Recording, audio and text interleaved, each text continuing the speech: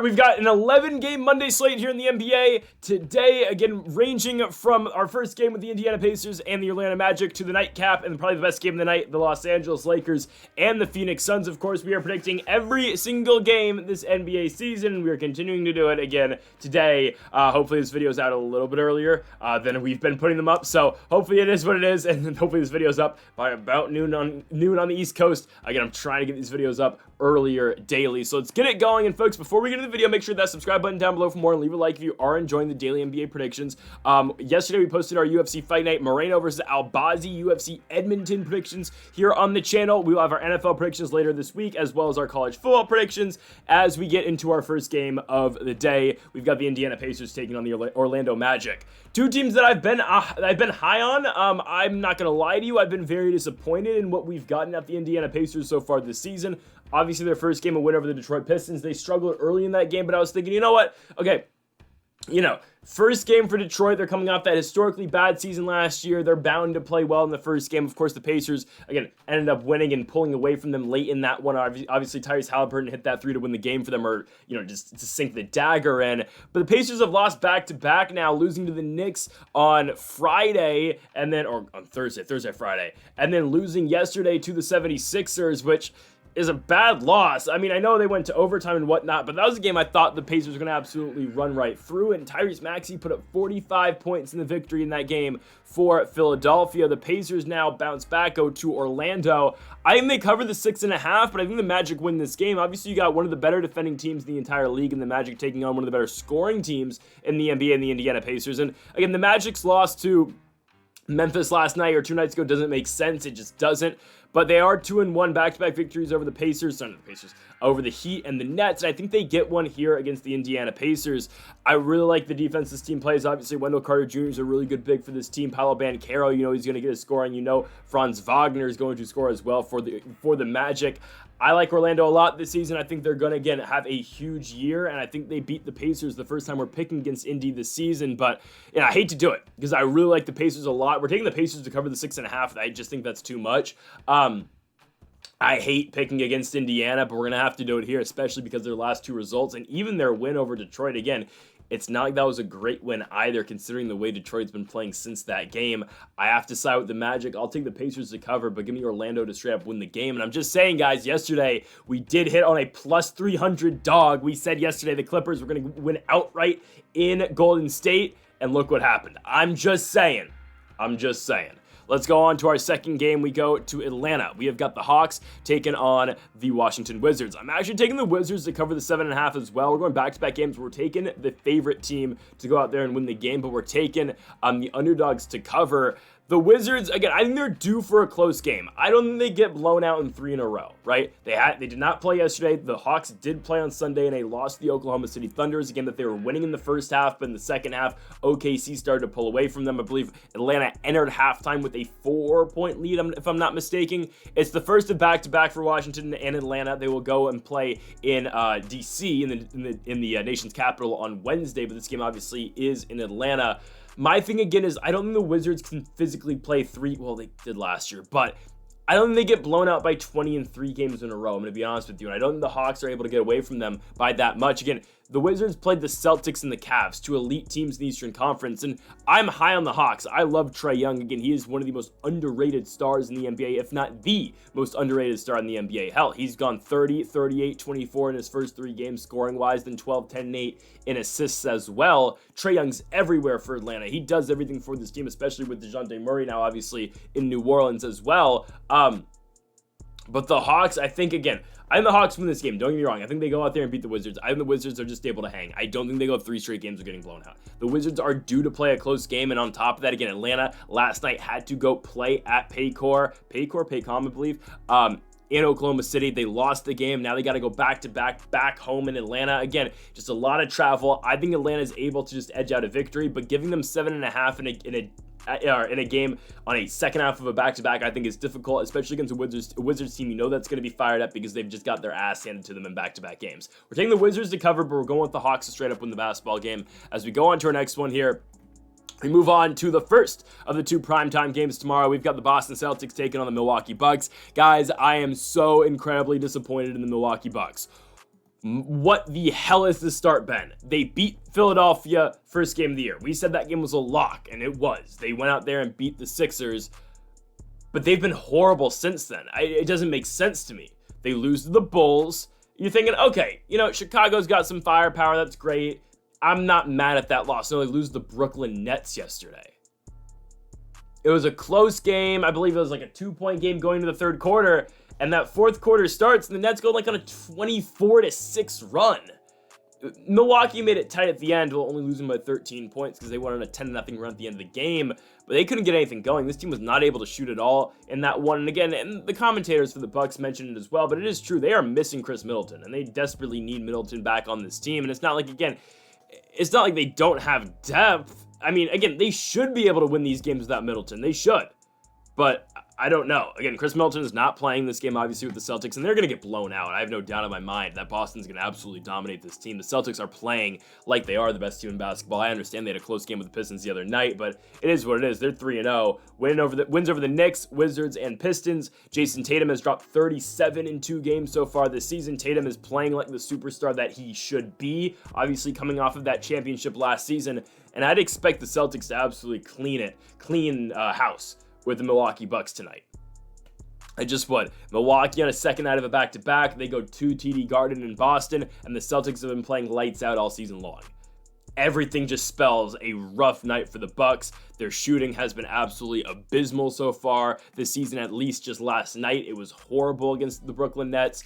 And other than Giannis and Dame, who again are going to produce. Giannis is going to get his shots, and Dame is going to hit his threes. Other than that, the production surrounding the rest of this team is very minimal. Someone's got to step up in the absence of Chris Middleton. I don't know who it is just yet. You'd like it to be a guy like Gary Trent who's playing 32 minutes a night, but honestly, I don't know who steps up for Milwaukee, and until we find someone that steps up before Middleton comes back, we are going to be picking against the Bucks a lot. Give me the Boston Celtics to win. They will cover the 9.5 as well at home. They are the much better team, and Milwaukee's just not ready for prime time right now, for being honest with ourselves. We move on to our next one. We go on to Miami. We've got the Detroit Pistons heading on over to South Beach to take on the Miami Heat. We are going to be going with the Heat to cover the 8.5 and winning the game outright as well. I get it. The Pistons just played a close game against the Boston Celtics, but I think Detroit might be one of these teams that are just going to play a lot better at home this season. They played 2 close games at home against the Pacers and the Celtics. They went on the road to Cleveland, and Cleveland beat them by double digits. I think Miami beats this team by double digits as well. Again, Miami's only played 2 games this season, but they're going to have a heavy schedule as we actually, no, they don't this week. They only play 3 times this week. Regardless, they lose to Orlando to start the year by 19. We said that was going to happen. They beat up on Charlotte in their get-back game, and now they play the Detroit Pistons. Again, it's another game for this team to get going. Jimmy Butler had a horrible night on opening night, but he bounced back in that Charlotte game, scored 26 points. That's the Miami Heat team we can expect. And again, this is a Miami Heat team that's going to get more, again, accustomed to the swing of things in this game with Detroit, a game that they're supposed to go out there and win. The Pistons just played again on Saturday. Shout out to Jaden Ivey with 26 points. Kate Cunningham obviously does everything for this team. He scores, he dishes the rock as well. I just think it's a rough night for Detroit. Again, they are improved, don't get me wrong, and they are going to spoil a lot of teams as well because they are going to straight up cover the spread as well. And it's going to make them very tough to pick, at least against the spread, but they're still not that great of a team. Sure, they've played 3 good teams close this season, with the exception of the Cleveland game, but again, that game was close at points. They're going to play teams tough, but I don't know if they're just equipped yet to straight up win games as well. Give me Miami to go out here and win this one again. They have looked better. At least they've only played 1 game, but still they looked better in the Charlotte game. If you can get some scoring out of Rozier, Hero, and Butler, and Adebayo does his thing as well, I think Miami's going to be fine. Give me the Heat to be the Pistons, and I think they cover the 8.5 points as well. We go to the Garden. We've got the New York Knicks taking on the Cleveland Cavaliers. We're going with the Dogs. This is my not pick of the day. It's one of my picks of the day. I'm going to stop offering. I'm going to stop saying just my number 1 best bet because it hasn't been working out too well for us. But when I've just given, games I favor a little bit, it's been working better. So this is one I slightly favor. I like the Cavs going on the road to New York and winning. The Knicks have played 2 games this season. They lost to the Celtics. They beat the Pacers. Okay. The Pacers have been horrible to start this year, and Boston's been great. I don't know really where that puts the Knicks at so far this season, obviously. Karl Anthony Towns still getting, again, used to this new, offense and whatnot. Again, I get it's basketball, but still, he's still getting used to playing for New York and for the Knicks. It's their second home game of the year. For the Cavs, they've played 3 piss-poor teams so far this season. I'm not going to dispute that. On the road in Toronto, they beat up the Raptors by 30 points. They beat the Pistons by 12 points, and they beat the Washington Wizards by 19. But they've had different guys rise to the occasion every single game they've played so far this season. The Toronto game was Evan Mobley with 25. It was Dean Wade with 19 points in that Pistons game, and it was Donovan Mitchell, who we said again before that Wizards game. We said Donovan Mitchell still hasn't gotten going yet this season, and this team's 2-0. And that's what happened in the Wizards game. They absolutely dominated. And I get it. Again, it's against the Washington Wizards. I completely get that. But this team is only going to improve. And now again, Donovan Mitchell's getting going as well. I like the Cavs to beat the Knicks in this game. I think it's going to take the Knicks some time still dealing with, Mikal Bridges on this team now, Karl Anthony Towns on this team. Jalen Brunson obviously is going to do his thing, but I like the Cavs to go out here and win this game. I think Cleveland wins this game down low with their bigs with Evan Mobley and Jared Allen. And on top of that, again, I like the scoring out of Donovan Mitchell. He had 2, I wouldn't say bad nights to start the year. He was still putting up 20, I believe, in the first game, put up, I think, like 16 in the second. That's fine. Mitchell, though, when he's the leading scorer, is going to give his opponents trouble, and that's where I honestly see the Knicks tonight. Give me the Cavs to go on the road. I like them as dogs. Give me Cleveland to go on the road, stay undefeated. They're going to go 4-0 with a victory over the New York Knicks. We go on now to Toronto. The Denver Nuggets take on the Raptors, and are the Nuggets going to finally win a game? That's the question, guys. Are the Nuggets going to finally get one done? They're 0-2, so it's not like they're on some huge losing streak. But it's weird. Again, the Nuggets have been, they have been the top dog in the Western Conference. Even though, again, they didn't win it last year. It always felt like the Nuggets were in control of the West last season. I don't know if it is that way this year. Again, I want to give a huge shout out to JJ Redick and the Los Angeles Lakers. We will talk about them in the final game of this video. But man, the Lakers are playing some good ball, man. I'm just saying. Before the Nuggets, right, they lost to OKC in their first game. Jokic dropped the triple-double, but lost. And then their second game of the year, losing at home to the LA Clippers. And now, I don't know why the Clippers were 8.5-point dogs in San Francisco against the Warriors, let alone plus 300 underdogs as well. If you watched the video yesterday that we put out on the channel, again, these are daily on the channel. We told you to take plus 300 for the Clippers, and look what happened. They straight up won the game by, I think, 6 or 8 against the Warriors. And no, that was not just because of the Curry injury. They were dominating the game before Curry left. Regardless, the Nuggets came back and lost that game to the Clippers. Jokic dropped 41-9. It was not enough for Denver to win that game. And again, if Jokic's supporting cast isn't where it's been at the last couple of seasons, they're going to have a rough time. I mean, again, I don't want to hate on Russell Westbrook like everyone hates on Russell Westbrook. But Russ is averaging 4 points this season. I get it's 2 games. But again, you're going to see the first shot Russ takes in that game against OKC. First shot, he comes in off the bench. Russ pulls up, air balls. Russ hasn't been great for this team yet. It's not like he's really contributing much in terms of passing the rock either. He's getting 20 minutes a game, and he's putting up 3 points or 4 points and 3 assists. And again, Jokic's supporting cast hasn't been all that this season. MPJ hasn't, MPJ's been good defensively, I'll give him that, but MPJ's shooting hasn't been where it's been at. Again, it's 2 games. A lot's going to change, but it's just been a very slow start for the Nuggets. This has got to be the game they finally figure it out, right? Playing a bad Toronto team on the road. Again, Denver's getting away from Ball Arena for the first time this season, but I feel like this is kind of where the Nuggets finally have to break through. At least that's kind of what I feel like. That's why we are going with the Nuggets to straight up cover and win. They're getting 8.5. I think they will get it done here. I think this is a blowout, personally. Again, the Nuggets are not going to remain this bad for that long. That's my mindset again with the Wizards covering earlier. That was my mindset the other night with the Timberwolves playing the Kings. I was like, all right, no Anthony Edwards, and this entire team has 2 bad nights in a row. And the Nuggets, I refuse to believe that the Nuggets are going to go 0-3 to start the season. And again, I refuse to believe that they're going to have this piss poor of a start to their year. I don't think it happens. Give me the Denver Nuggets to go out there, and I think this is a game where they just shoot lights out. And again, I think it's going to be rough sledding for the Toronto Raptors, a team that is dealing with so many injuries. No Emmanuel Quickley still, no RJ Barrett, no Bruce Brown, no Kelly Olynyk, no Jacoby Walter. Those are 5 guys that are in the everyday rotation for the Raptors, and they're all out. On top of that, again, the Nuggets got to get going eventually. Give me Denver to dominate again the Raptors. Until they can get healthy, I think they're going to be really in for one this season. So give me, again, Denver to go on the road and cover against the Raptors. Next up, we go to Memphis. We have got the Grizzlies and the Bulls, and this is where we take the plus 230 dogs. Give me the Chicago Bulls. Inconsistency, personally, I think is the key for the Grizzlies right now. They have been inconsistent this season. I get it's 3 games, but this team looks so much different on Friday night in Houston to what they looked 2 nights ago against Orlando. Again, a very different team. Jaren Jackson, again, has been out, and Jaren Jackson will be back in this game for the Grizzlies against the Bulls. That's fine. No Luke Kennard off the bench still. No Vince Williams. We'll see. But I like what the Bulls are putting together, man. They've just lost to 2 decent squads, and I get it. How can we really evaluate the Pelicans right now after a close game against the Trailblazers, then a loss in the second game they played against they played against Portland? Yeah, I don't know really where to put New Orleans in terms of the best teams in the NBA. I don't know if I can consider them elite. I don't even know if I can consider them good right now. I don't really know where to really gauge where the Pelicans are. But for the Bulls, they lose the Pelicans on opening night. They've beat Milwaukee on the road, which isn't aging the best, at least the way that the Bucks have started the season. And then a loss against OKC, who we have time in and time out said is the best team in basketball. Because they are. That's how good OKC is.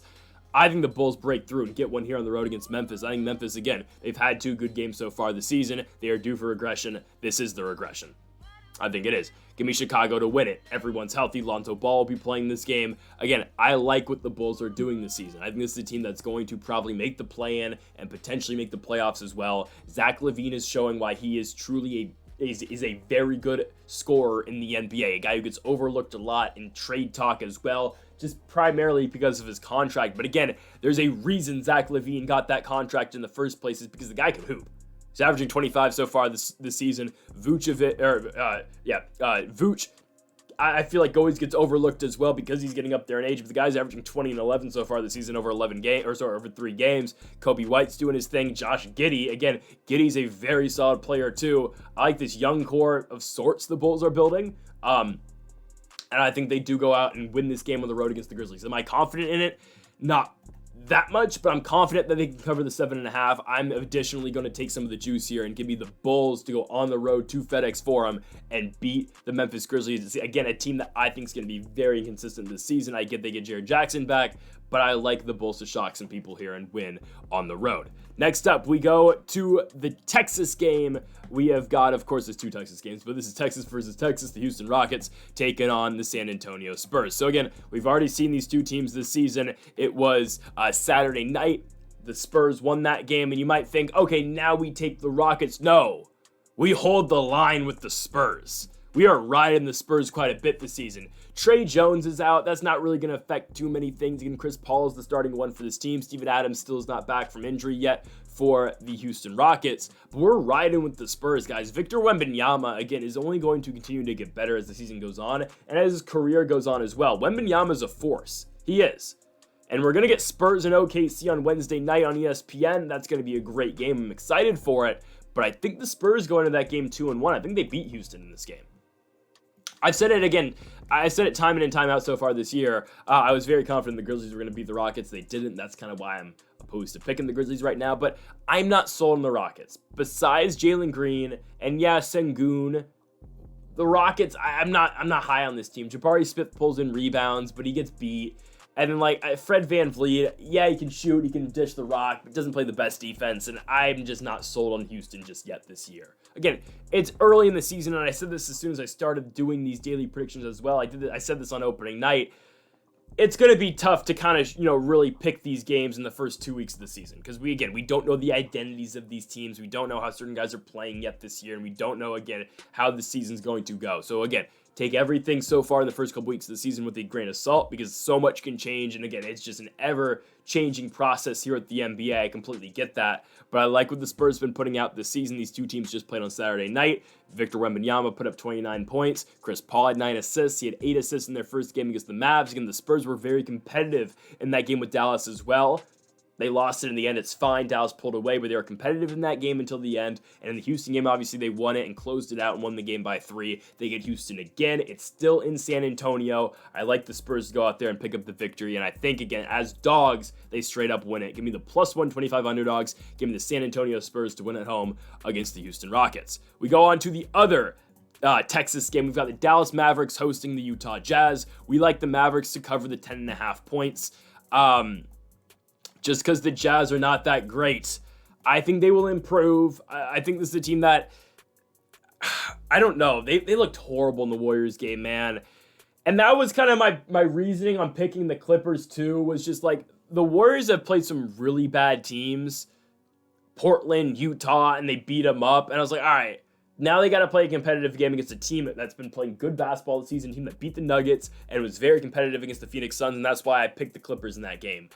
I don't think the Jazz are all that great. Just watching this team play this season, I had some expectations for the squad. But again, it's an ever-changing league, right? I mean, I'm serious. My narrative on a team from last week can change just watching them play twice. Again, I had expectation for the Jazz. I thought they were going to be a young team that was going to shock some people. After watching this team, no, they're just not that great. And against the NBA, they play 82 times. Like, bad teams win 30 times in a season. So it makes every game really hard to predict. It just does. But just watching Utah play this season, they look lackluster on offense. They give up a lot of points. Other than Lauri Markkanen, they don't have a true number 2. No one else really rises to the occasion on offense as well. They're just such a mid team, man. Who else scores? John Collins, Jordan Clarkson, Colin Sexton had a good season last year. Is he going to replicate that? Well, so far this year, he hasn't done that yet. And you know what you're going to get out of the Mavs. Again, they are the Western Conference champions for a reason. Luka Doncic puts up 28 in their first game, 40 in a loss against Phoenix. But now they return home. This should be all Dallas. Everyone's healthy still. Luka, Kyrie, you got Klay at the 3, which is still very weird. Klay Thompson in Dallas, but it is what it is. And then you got Washington and Gadford. Yeah, this should be domination by the Dallas Mavericks. This game is in the American Airlines Arena in Dallas, and I would expect the Mavericks to absolutely run right through Utah. Who the hell is going to guard Luka on Utah? I'm serious. Who do they match up onto Doncic? Sexton? Keontae George? Because the way the Jazz play too, they have 2 guys who are basically point guards. Colin Sexton plays the 2, but Colin Sexton's primarily, again, Sexton was drafted in the league as a point guard. He's a point guard. In my eyes, he's a point guard. George and Sexton are 1s. You got Lauri, who's huge, but he plays the 3, but he's really a big forward. Taylor Hendricks is a big forward, and Walker Kessler is obviously their center. This team lacks speed, I think, and it's just, I don't know. I think it's a weirdly constructed lineup that I think the Mavericks are going to absolutely decimate here. Again, they have no one on this team that I feel confident in them guarding Luka. Well, they're gonna put Lauri on Luka? They can't. Yeah, this is it's going to be Keontae George probably, or it's probably Colin Sexton on Luka all night long. They'll probably put George on Kyrie. I think the Mavs absolutely run away from this game. Giving the Mavericks to win, they'll cover the 10.5 points as well at home. We go on to our next one here. I'm not going to spend too much time on this game because this is just going to be one-way traffic. The Sacramento Kings are at home. They are 0-2, but now they are getting 12.5 points against the Portland Trailblazers. Again, the Kings are due for a win. The Trailblazers are due to absolutely suck after they beat the Pelicans last game. Good for them, right? Jeremy Grant puts up 28. Ayton has been dominating on the glass this season. Good for Portland. This is still a horrible team. They're still a horrible team that is not going to play well this season. I'm going to stand on that statement, that this is not a great team. Why the hell do they play the Minnesota Timberwolves 3 times in 5 days later this season? What the hell is going on? I'm looking at their schedule. They play the Timberwolves on November 8th in Minnesota, then 12th and 13th in Portland. What the hell is going on? Who scheduled that? It's probably the in-season tournament, I think, but who scheduled that? Makes no sense. Yeah, Jeremy Grant's been great. Anthony Simons has been great. The rest of the team is very lacking. Aiden's been cleaning up on the boards, but no, Sacramento, they are the way deeper team. They have a better starting lineup, obviously. DeRozan, Sabonis, De'Aaron. Keegan's been shooting pretty well. Malik Monk's been doing very well for this team as well. The thing for Sacramento is they just ran into 2 very good teams to start the season. I mean, there's no shame in losing to Minnesota. There's no shame in losing to the Lakers. Again, AD finally beat Sabonis, so it's great, but Sabonis posted a triple-double, 29, 12, and 10 against AD, but hey, AD's been balling, scored like 38 in that game. We'll get to the Lakers in just a moment, but there's no shame for the Kings in losing those two games. Again, Minnesota and Los Angeles are two incredible teams that are going to be there at the end of the season, like the Kings are going to be. Okay, again, this big three that Sacramento's constructed with DeRozan, Sabonis, and Fox, and again, you got the supporting pieces like Keegan Murray on the outside, chucking up threes when you need him to. Malik Monk's been great too. Sacramento's a good team, man. Sacramento's a good team that's going to get it going, and they are going to figure it out. I mean, there's a chance Sacramento, again, basketball's weird, but there's a chance Sacramento doesn't lose from here all the way until they play the Clippers, or they play the Suns on November 10th. I mean, seriously, Sacramento starts the season 0-2. There's a very good chance this team is 7-2 going into that November 10th game against Phoenix. That's kind of the way I see it. I think they're going to be fine. They lost by 2 points to Minnesota on their opening night, and they lost by 4 to the Lakers on the road. It's fine. If it wasn't for LeBron going nuclear in that fourth quarter, the beginning of that quarter, the Kings probably walk out with a victory. I mean, going into the fourth quarter, I'm watching that game like, all right, probably cooked. I'm a Lakers guy. I'm not afraid to say it. At the end of that third quarter, I was like, yeah, okay, Lakers are 2-0, came back in that Suns game, beat the Timberwolves. This is where they run out of juice. No, they came back and won because LeBron James is still an elite player in the NBA, which is great. Sacramento had to deal with that. There's no one on Portland that can score like LeBron, and there's no one on Portland who can score anything close to anything the two teams anything like what the Timberwolves and Lakers have offered the Kings. The Kings will dominate. They're at home. They're at the Golden One Center in Sacramento, in California's capital. I think this is going to be all Sacramento. They should dominate this game against the Trailblazers. As we go into our final game of the night, we go to Phoenix, and it's going to be the Phoenix Suns and Los Angeles Lakers. Guys, I'm going with the Lakers. We're going to be picking the Lakers all the damn time. At the beginning of the year on opening night, I said, okay, Lakers Timberwolves starts our adventure of the up and downs and the roller coaster of a season that is the Los Angeles Lakers. Guys, this might not be a roller coaster this year. This might just be the best team in basketball. I'm just saying. We need to see more. Again, this is the biggest overreaction we can have, but I'm willing to have this overreaction. I haven't seen the Lakers play like this in years. I haven't. 2020 was the one year they played like this, sure. I'm seeing shades of 2020. I am. This is the best Lakers team since 2020. Anthony Davis is playing like he needs to play. Anthony Davis is playing like a top 5 player, if not the best player in all of basketball. LeBron James will have his nights, but still, at his age, he's posting triple doubles. He's scoring 14 points to start a quarter. He's putting up 32, 14, and 10. That's what LeBron can offer you. And again, yes, it is still a lot of just LeBron and AD, but just the overall attitude around this team, the overall mindset around this team, and the defense this team is playing, because last 3 seasons they played horrible defense, especially the last 2. The defense is absolutely atrocious. It seems like things are getting better in Los Angeles. I'm just saying. I don't know if it's JJ Redick. I don't know if it's Bronny being around. I don't know if it's the fact that, okay, LeBron doesn't have many great years left in him, but the Lakers, man, I can't say enough good things about Anthony Davis. I think this guy's winning the MVP this season. And LeBron James, again, is always going to be there, and LeBron's always going to put up his 20 points. LeBron's always going to put up his 7 boards, his 7 assists at the least. And again, the supporting cast has shown up this season as well. Everyone but D'Angelo Russell. But Austin Reeves, Rui Hachimura, Don Connect has been good in spots so far this year off the bench. Same with Jackson Hayes. Bronny's in the G League for this game, that's fine. But we just saw the Lakers and Suns play. And I get it. It's basketball. Things are so different. They played on Friday night. The Lakers won a huge comeback. They ended up winning the game by 7 points, right?